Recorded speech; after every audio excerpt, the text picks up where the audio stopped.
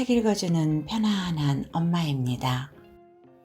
오늘은 첫 집필 이후 16년 만에 펴내는 작가 한 사람의 첫 소설집이자 작품집 문학상 수상작 2편을 포함한 7편의 단편이 실려있는 7편의 이야기 7번의 안부를 소개해 드리고자 합니다.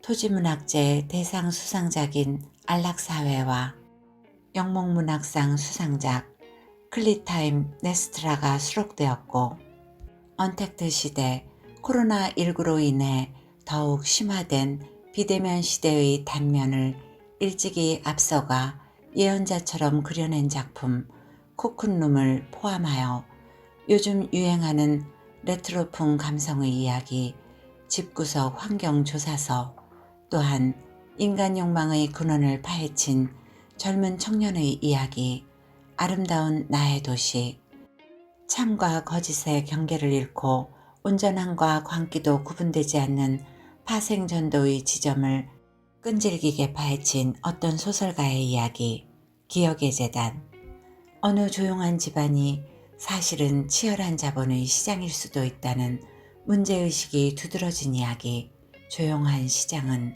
숙연함마저 느끼게 합니다.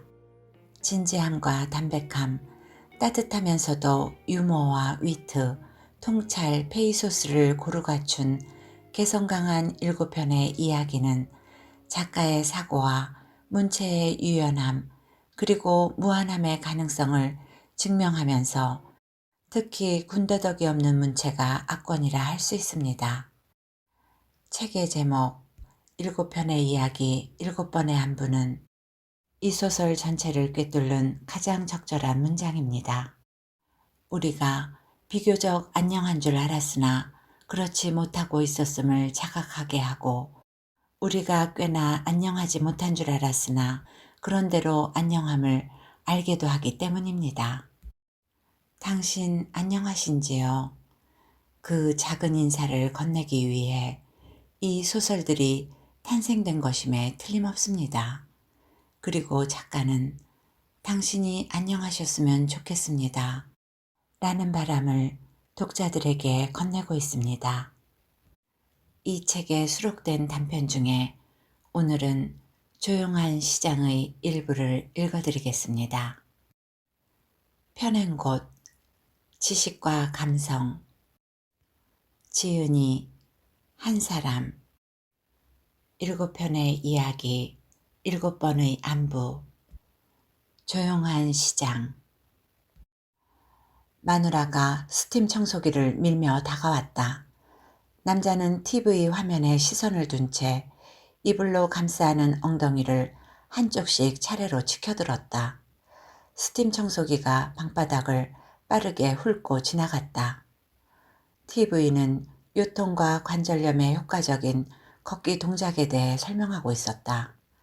마누라의 몸피에 가려 언뜻언뜻 비치는 화면을 따라 고개를 기웃대면서 걷기 운동을 위한 노약자 주의사항을 들었다.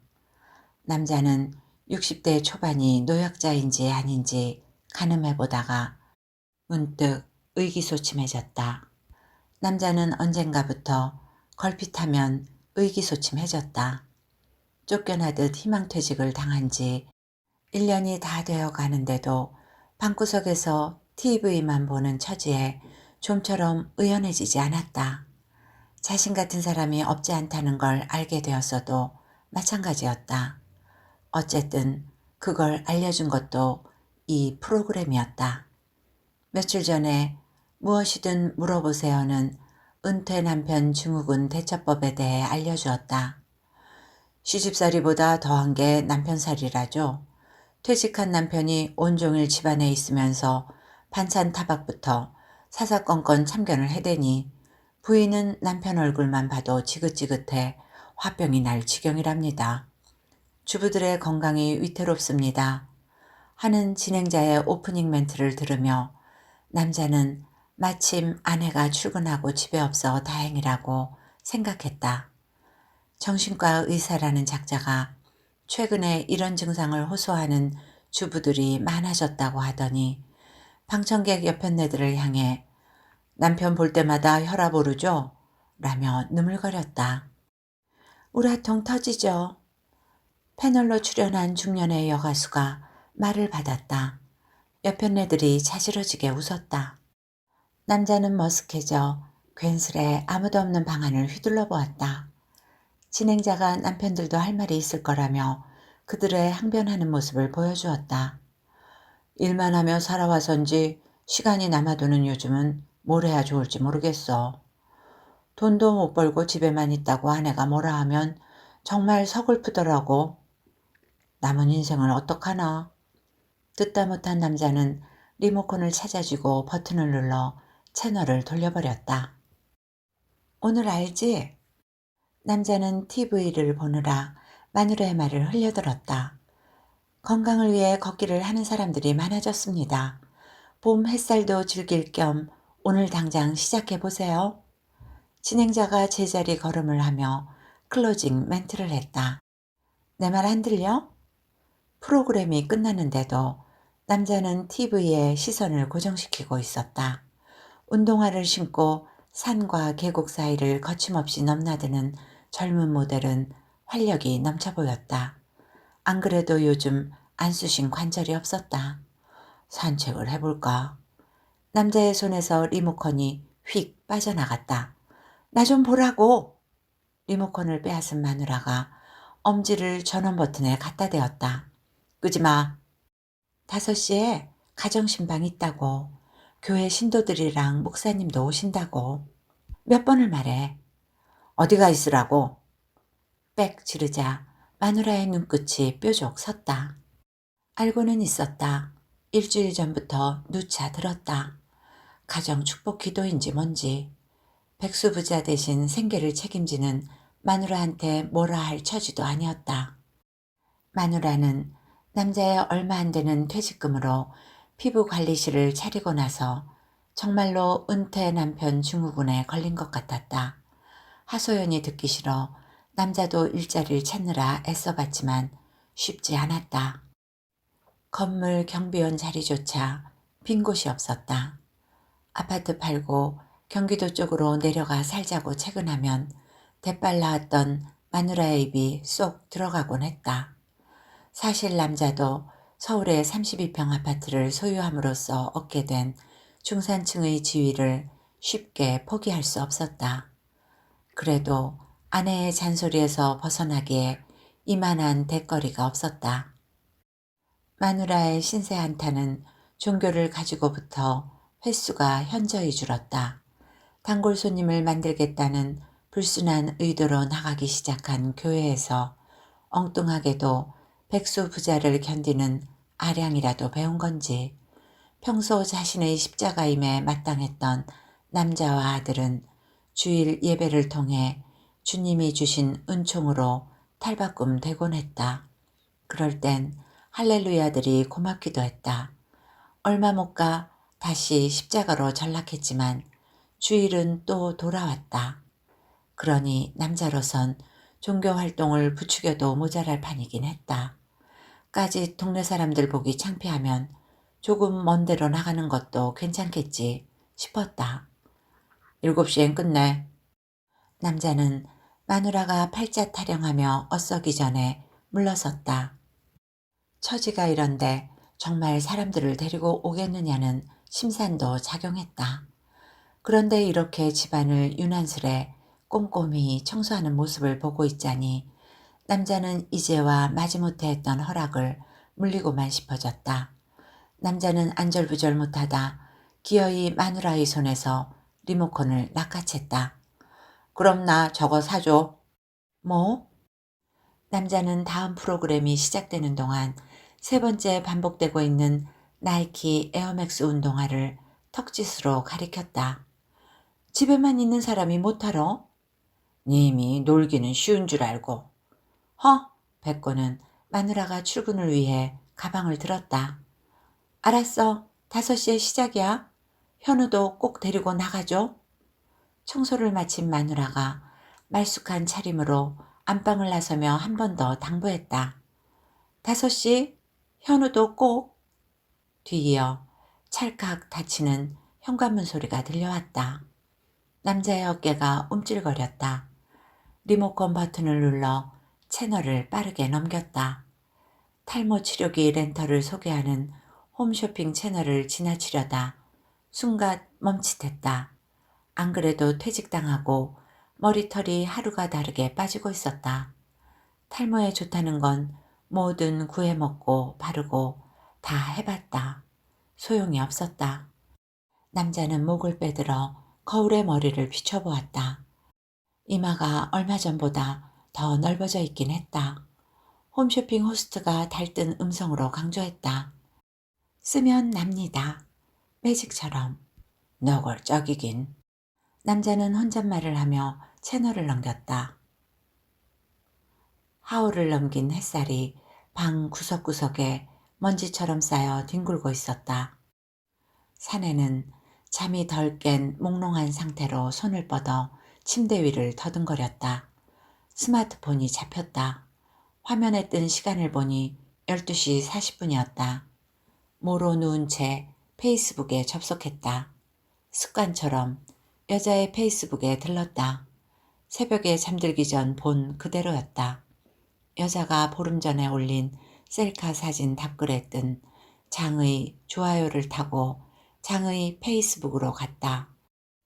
역시 자기 전 본 그대로였다. 장의 게시글에 좋아요를 남긴 장의 친구 페이스북으로 갔다. 이 부지런한 놈은 오늘 아침 헬스장에서 찍은 제 복근 사진을 새로 올려놓았다. 놈이 올린 일주일 전 사진을 찾아 키패드를 눌렀다. 여자와 장과 장의 친구인 놈, 셋이 찍은 사진이었다. 여자와 여자의 어깨에 팔을 두른 장을 뚫어져라 보았다. 지난 일주일간 100번은 넘게 본 것 같았다. 거미줄처럼 짜여진 네트워크 속을 헤매다 찾아낸 사진이었다. 보름 전 여자로부터 이별 통보를 받았다. 29에도 취업 준비생인 사내에게 여자는 지쳤어. 헤어져. 구질구질하게 잡지 마. 잘 지내? 짧고 명료한 문장을 카카오톡 메신저에 남기고 사라져버렸다. 카카오톡을 탈퇴하고 전화번호도 바꾸고 일하던 보습학원도 그만두고 살고 있던 원룸에서도 이사를 갔다. 완전히 사라져버린 거였다. 헤아려 보면 언젠가부터 여자가 바쁘다며 전화를 피하긴 했었다. 여자는 쿨해질 것을 요구했지만 사내는 지난 3년이 아쉬워 구질구질해지기로 했다. 사내는 오프라인에서 사라진 여자를 온라인에서 찾기 시작했다. 취업 준비에 몰두하느라 미뤄왔던 페이스북에 가입했다. 여자의 이름, 생일, 메일 주소, 사는 지역, 졸업한 대학 이름 따위를 검색창에 입력하자 여자의 것으로 추정되는 4명의 페이스북이 나열되었다. 일일이 열어볼 필요도 없이 프로필 사진만으로도 여자를 알아볼 수 있었다. 페이스북에 들어가 여자의 근황을 보았다. 전체 공개로 되어 있어 게시물을 보는데 불편이 없었다. 여자는 자신에게 이별을 통보한 그 시점부터 페이스북에도 들어오지 않는 것 같았다. 사내는 여자의 미니 홈페이지에 접속했다. 보름 전에 다녀간 흔적이 남아있었다. 이별 통보를 한 그날의 일기에는 나를 사랑했다면 부디 잊어줘. 더는 힘들고 싶지 않아. 안녕. 이라고 적혀 있었다. 배경음악으론 이별한 거 맞죠? 서러움에 내 맘이 무너져요. 이은미의 노래가 흘러나왔다. 결을 없이 뚝 눈물이 바지 위로 떨어졌다. 이 여자 힘들었구나. 만년 취업준비생인 사내와의 가난한 데이트에 지칠 만도 됐지. 어렵게 헤어지려 하는 거구나. 여자를 이토록 아프게 해놓고 되레 원망했던 속 좁은 자신. 사내는 여자의 슬픔을 보며 자책했다. 여자가 그리울 때마다 미니 홈페이지에 들어가 둘의 추억이 고스란히 남아있는 사진첩을 열어보고는 했다. 아무래도 여자를 찾아야만 할 것 같았다. 여자가 스마트폰으로 페이스북을 열어보던 장면이 떠올랐다. 사내는 페이스북에 가입했다. 며칠을 기다려도 여자는 페이스북에 글을 남기지 않았다. 지난 게시물을 하나씩 열어보다가 무심코 여자의 페이스북 친구들이 남긴 좋아요를 보았다. 유난히 장이란 자의 흔적이 많았다. 자신이 알고 있는 여자의 지인 중에 장이란 이름은 없었다.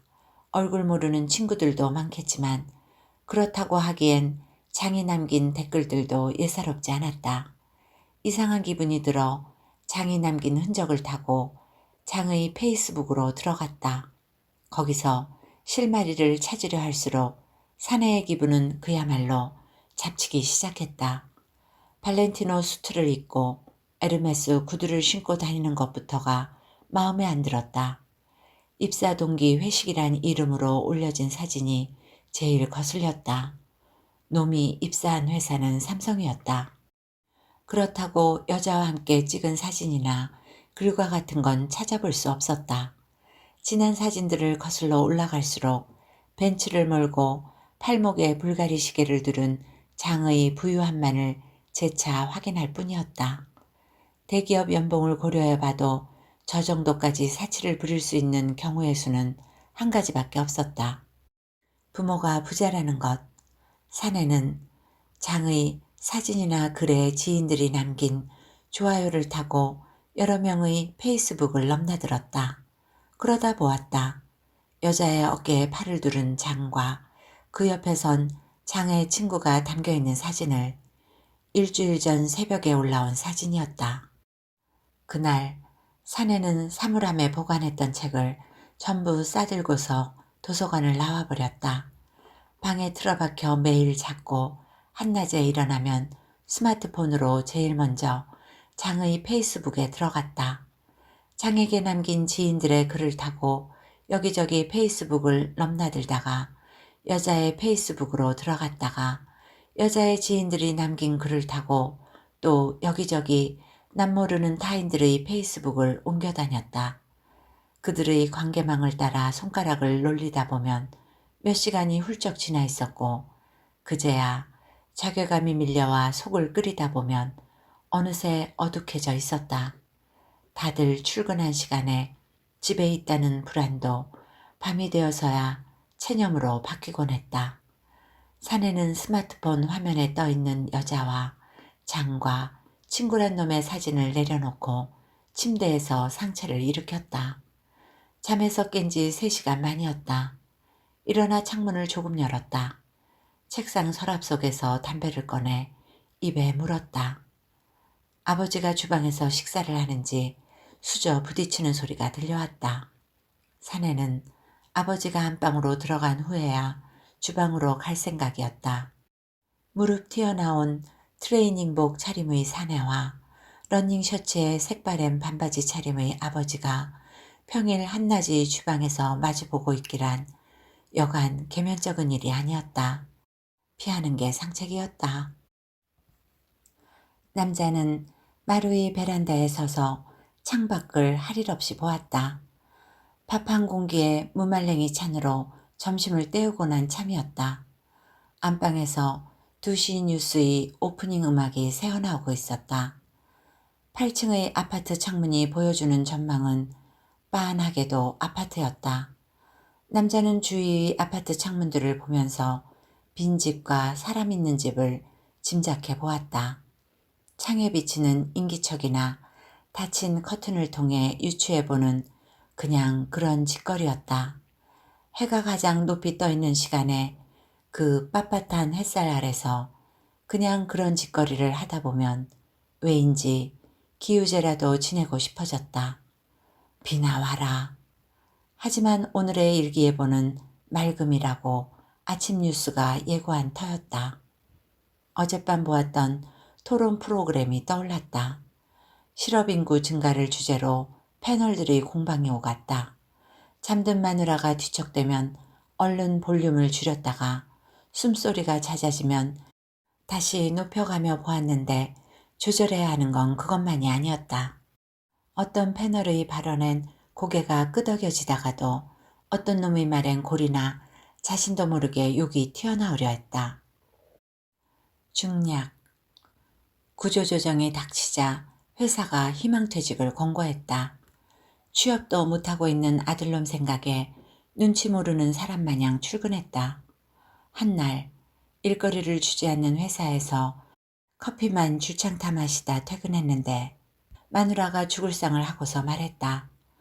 과장이 전화했어. 당신 그만 버티고 좀 나가달래. 그날을 떠올리기만 해도 머리가 한 움큼씩 빠져나가고 있는 것 같아 손으로 머리카락을 쓸어보고는 했다. 과장을 닮은 작자가 잠옷 너그러운 미소를 띠고서 말했다. 이렇게 막무가내로 반대만 하는 사람이 있어서야. 아우 저 면상을.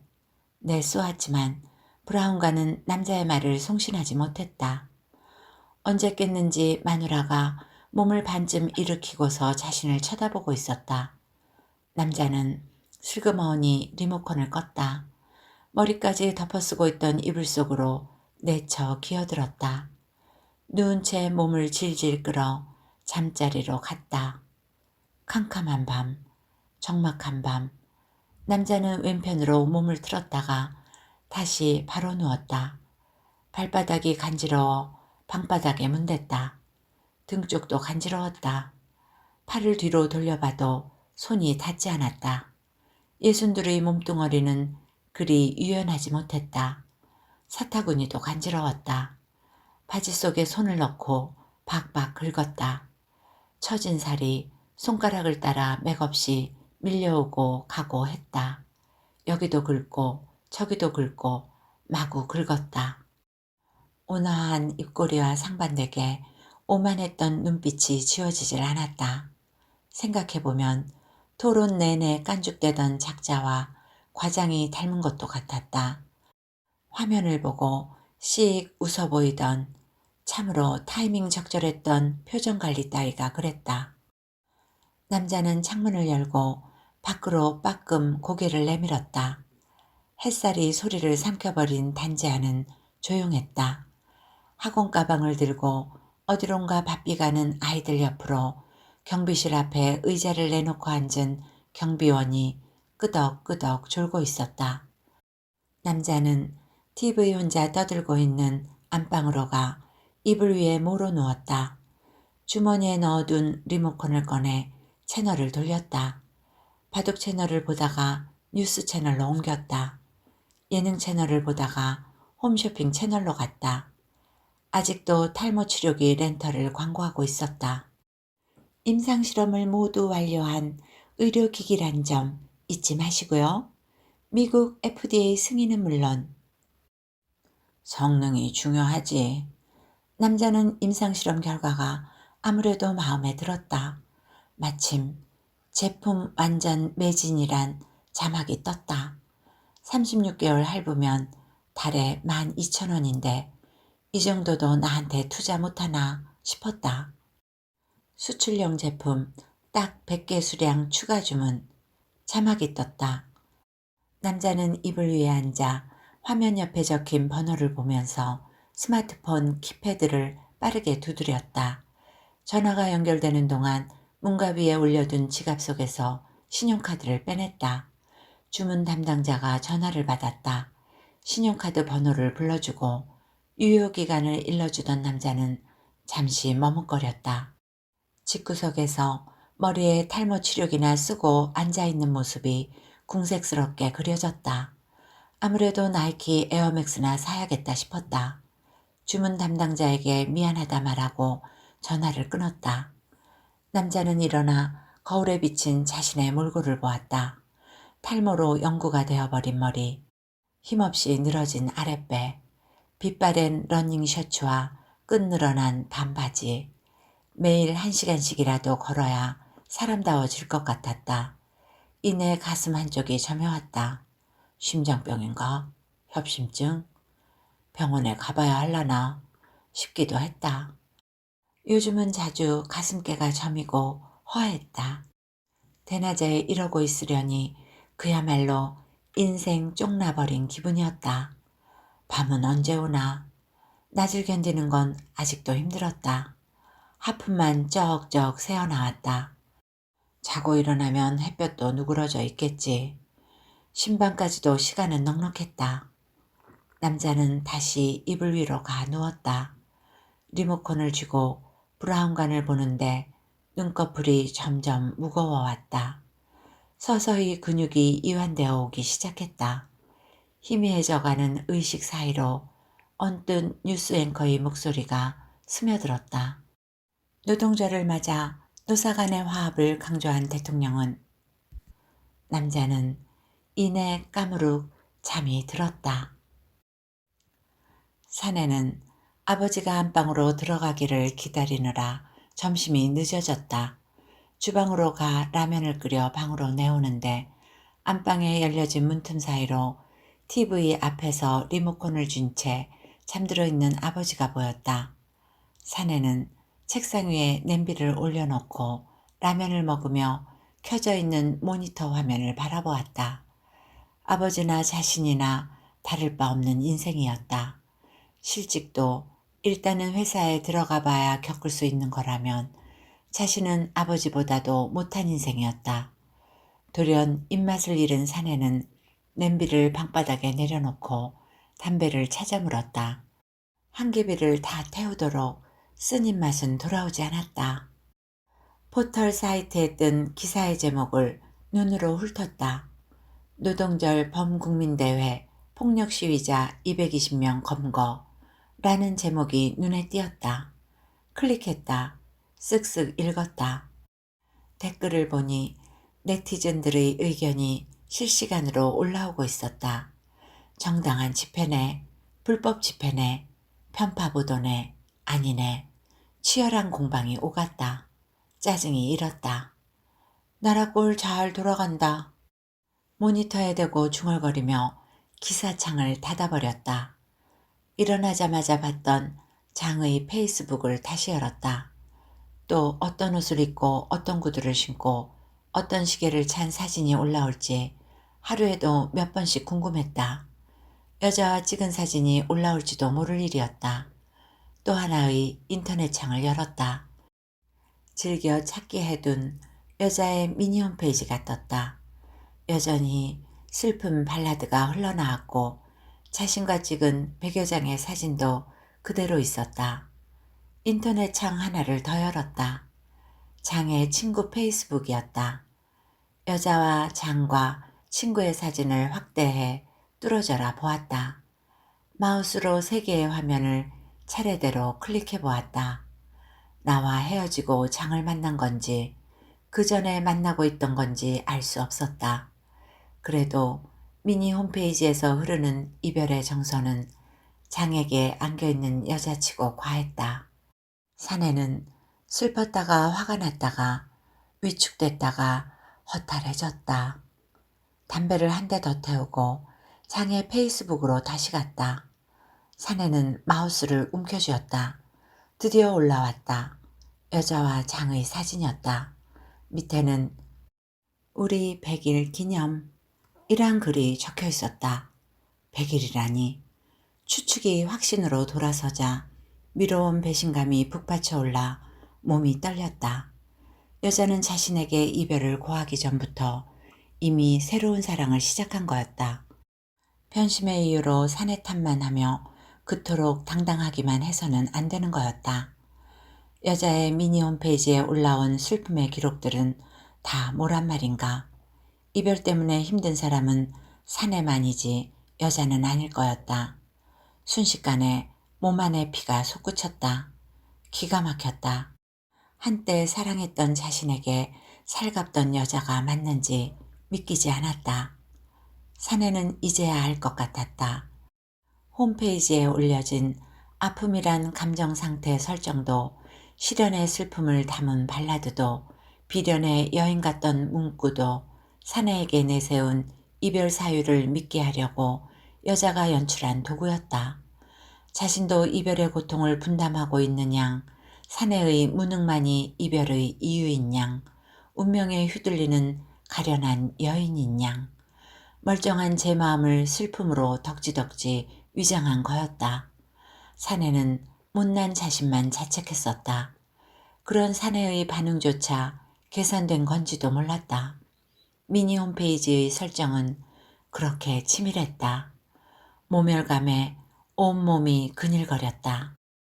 여자의 페이스북에 가서 댓글을 남겼다. 양다리를 걸치고 있었더군. 사내는 쥐고 있던 마우스를 방바닥에 패대기 쳤다.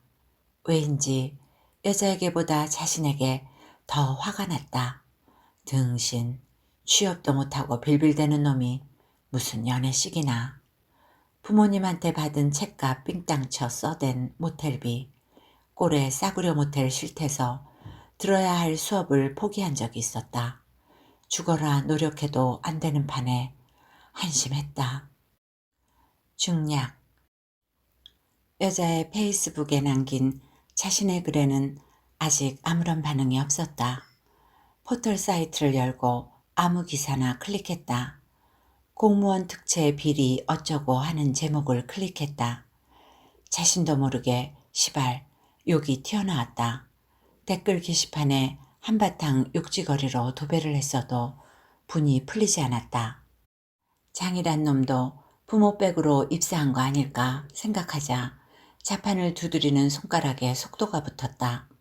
부조리를 향한 삿대질, 충만해진 정의감, 뭔가 확 엎어버리고 싶은 혁명의 에너지가 손가락에서 자판을 타고 인터넷 세상으로 건너갔다. 욕 좀 하는 키보드 워리어로 게시판을 실컷 누빈 사내는 조금씩 감정이 누그러져 오는 것을 느꼈다. 변한 건 없어도 어쨌든 좀 살 것 같았고 일단은 그걸로 좋겠다. 잠이 덜 깬 남자는 어렴풋이 들려오는 소리를 따라 TV를 보았다. 순간 눈이 번쩍 떠졌다. 과학 탐험대라면 벌써 5시 아닌가. 남자는 마루로 뛰어나가 다급하게 아들을 불렀다. 아버지가 부르는 소리에 사내가 방문 밖으로 고개를 빼꼼히 내밀었다. 신방, 가정신방, 5시. 앞뒤 없이 말을 뱉은 남자는 자신을 멀뚱히 쳐다만 보는 아들을 또다시 재촉했다. 나가자 빨리. 집 비워달라고 했다. 사내는 그제야 알아듣고 아 정말 새된 소리를 질렀다. 남자가 러닝 셔츠 위에 웃옷을 아무렇게나 걸치고 마루로 나오자 무릎 나온 트레이닝복 차림의 아들이 서 있었다. 사내는 현관으로 내달렸다.